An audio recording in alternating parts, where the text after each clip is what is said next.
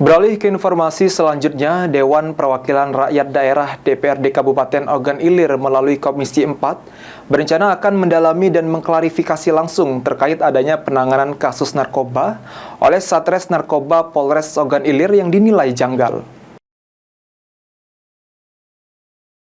Menurut Ketua Komisi 4 DPRD Ogan Ilir, Amir Hamzah, DPRD Ogan Ilir akan meminta surat rekomendasi kepada Ketua DPRD Ogan Ilir untuk berkoordinasi dengan pihak Polres Ogan Ilir.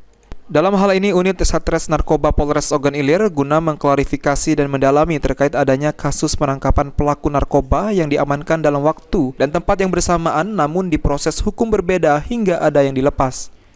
Diberitakan sebelumnya dalam ungkap kasus narkoba pada Minggu 10 Maret 2024 lalu, terdapat 4 pelaku yang diamankan di Desa Sri Banding, Kecamatan Pemulutan Ogan Ilir dalam waktu dan tempat yang bersamaan, yakni di bawah rumah salah seorang warga di desa. Lalu Kasatres Narkoba Polres Ogan Ilir AKP Diamin menyatakan 1 pelaku diproses hukum lebih lanjut. 2 pelaku direhabilitasi, sementara 1 lainnya dipulangkan dengan alasan tidak ada bukti dan tes narkobanya dinyatakan negatif. Di proses hukum ada yang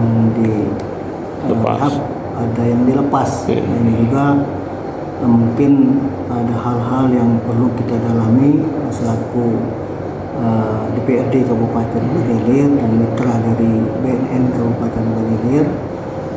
Mungkin setelah Lebaran ini kan, karena sudah dekat Lebaran, kita Komisi 4 ini akan berkoordinasi. Mohon kepada Ahmad Romawi, PAL TV.